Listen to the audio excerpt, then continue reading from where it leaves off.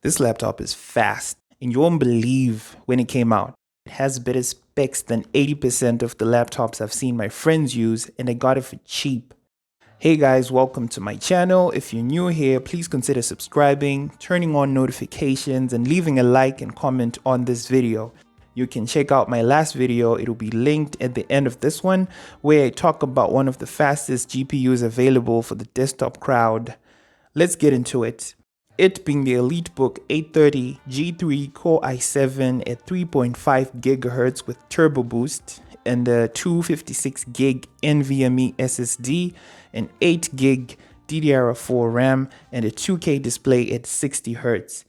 To be fair, this is a thrift laptop, so I got it at a very low price. It retails brand new for about $400 to $500 depending on the specs.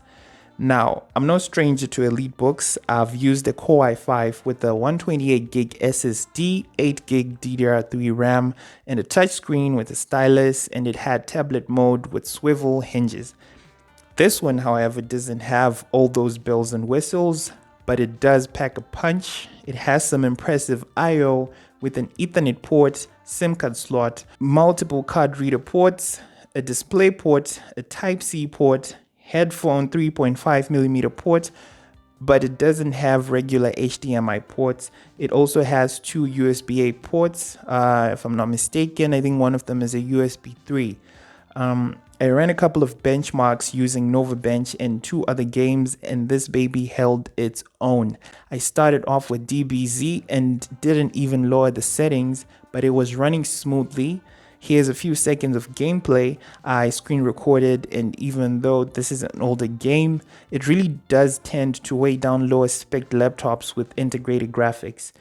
But the Elitebook has Intel 520 HD graphics, and it doesn't hold back any power. The second benchmark was with Dirt 3. It was crazy smooth. One thing that impressed me is the Elitebook doesn't even overheat, and it only runs one fan that exhausts from the side. Now, because this is a thrift laptop, I won't do any battery tests since the health has been compromised, but currently I'm getting over 3 hours watching movies. When running the Dirt 3 benchmark, the display looked so beautiful. The 2K display is similar to a MacBook Air, so if you're used to slim, fast computers or want to transition from a MacBook to Windows, this would be a good start. The build quality of the Elitebook is not the best, and if I had to take a point away, it will be there. It will scratch and scuff if you don't take good care of it, and it's overall made of plastic. So the NovaBench results are obvious. It's not that high. You can screen grab and then install NovaBench on your own machine and run a test to see how it compares to this and if the Elitebook is worth getting.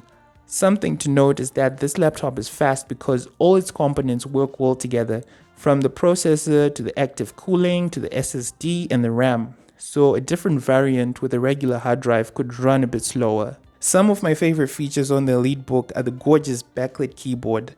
It's so beautiful.